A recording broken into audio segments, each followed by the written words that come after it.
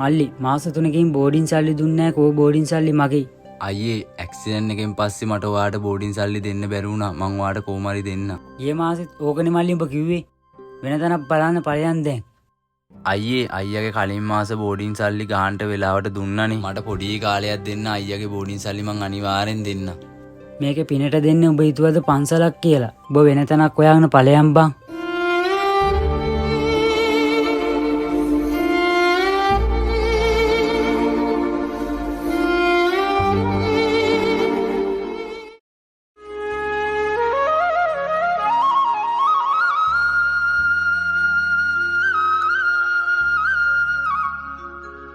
අඩු තාම අඩු නැද්ද බං කකුල?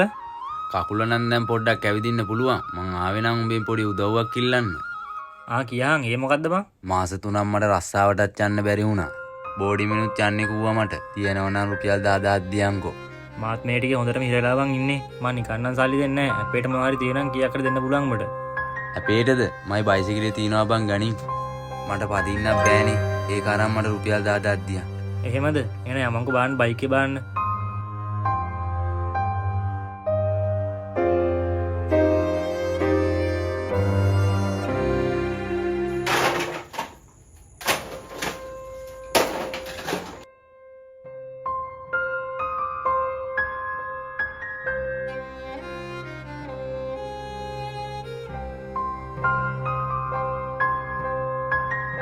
මල්ලි මහත්තයා නැද්ද?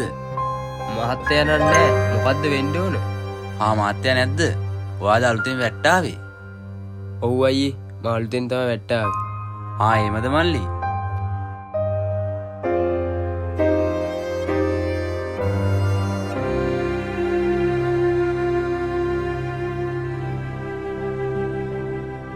මේ අපේ පරණ ගෝලියෙකුත් ඇවිල්ලා ඉන්නේ. මහත්තයා මං ආවේ මගේ ජොබ් එක කරගෙන යන්න. මහත්තයා කතා කරපු විදිහට තේරුණා මට ජොබ් එක නෑ කියලා. කමක් නෑ මහත්තයා මං ගිහින් එන්න.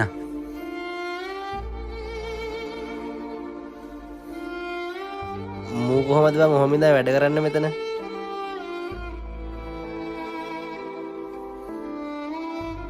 මල්ලි ඔයා මෙතන හොඳට වැට්ටික් කරගෙන යනවා. ඔයා නිසා තමයි මේක මෙහෙම හරි දියුණු උනේ. නෑ මහත්තයා එහෙම කියන්න එපා. අපි දෙන්නගේ උත්සාහය නිසා තමයි මෙච්චර දුරට ගමනක් ආවේ. අපි ළඟ දෙයක් තියෙද්දි හැමෝම අපි ළඟ ඉන්නවා. ඒත් අපිට මොකුත් නැති වෙද්දි අපි ළඟ කවුරුත්ම නැහැ. මොකද අපිව ආශ්‍රය කරන්නේ හැමෝම වාසියට විතරයි.